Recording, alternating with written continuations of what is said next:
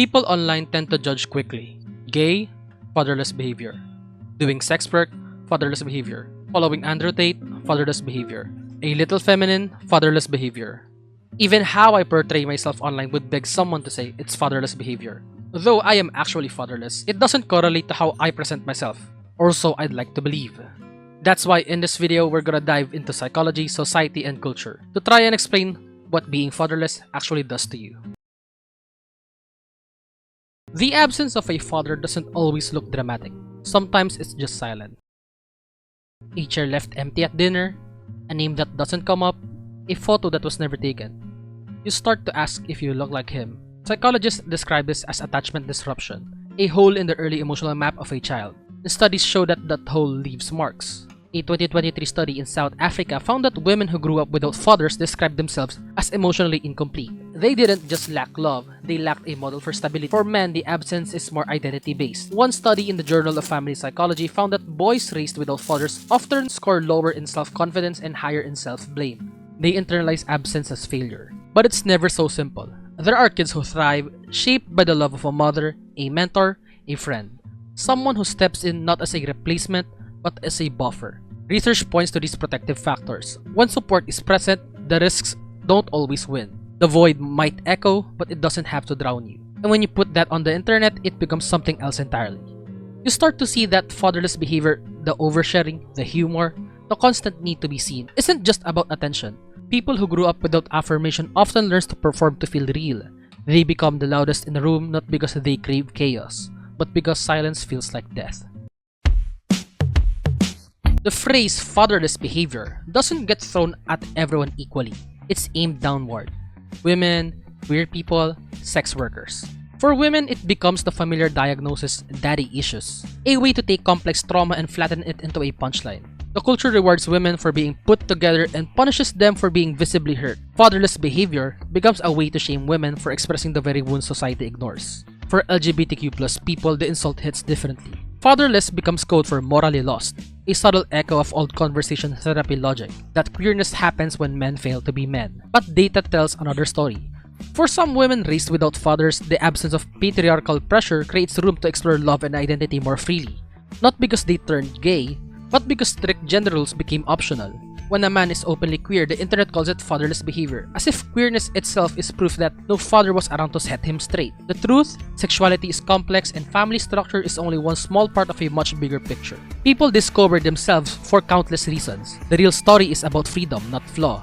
And then there are sex workers, the group most relentlessly labeled as fatherless. Society treats them like they're proof of moral collapse, but in reality, their stories are full of agency, resilience, and complexity. Some sex workers grow up without fathers, others don't. For many, reclaiming autonomy is an act of resistance in a world that tries to police female desire. The insult fatherless never actually describes a person. It describes who society feels the need to control. For men, fatherlessness is rarely mocked. It's usually mourned. But that doesn't mean it's less damaging. A father is often a boy's first definition of manhood. Without that model, boys turn to culture, movies, games, influencers to fill in the blanks. A 1985 study found that father-absent males scored lower on traditional masculinity scales. But newer research shows the opposite trend: overcompensation. When a boy doesn't have a father, he often grows into a man obsessed with control. He builds muscles instead of boundaries. He learns to suppress emotions because emotion once meant vulnerability and vulnerability once meant rejection. This becomes the perfect audience for alpha male content online. Influencers who promise structure, hierarchy, dominance. The irony? These men aren't teaching strength. They're teaching the performance of strength to people who never had the chance to see what real security looks like. And so the cycle continues. Men trying to father themselves through podcasts, through self-help, through violence, through silence. Fatherless behavior for men doesn't always look loud. Sometimes it looks like a grown man who can say I miss you. Some men statistically do break the script and thrive, not by denying absence but by building what's missing: real connection and honest emotion.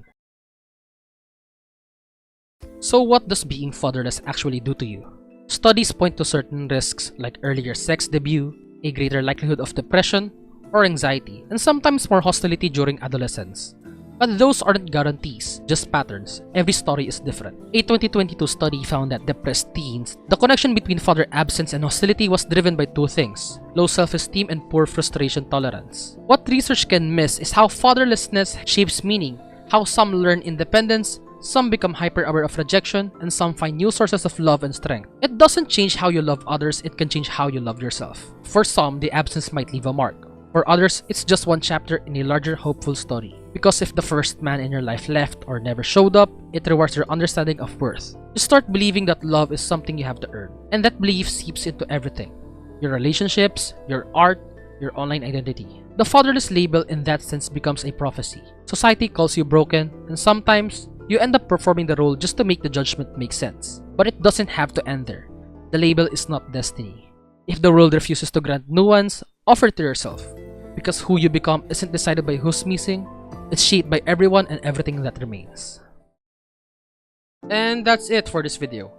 I hope you enjoyed this one as well. Anyways, if you liked the video, don't forget to press the like button and subscribe. If you have any comments or suggestions, feel free to comment it down below. I don't get a lot of comments, so I read all of them. Again, you can support me in my Ko-fi page, which is linked in the description. Also, don't forget to join our community Discord server so you can vote in the polls for the video next week. That's about it. As always, subscribe if you like eggs. Be yourself.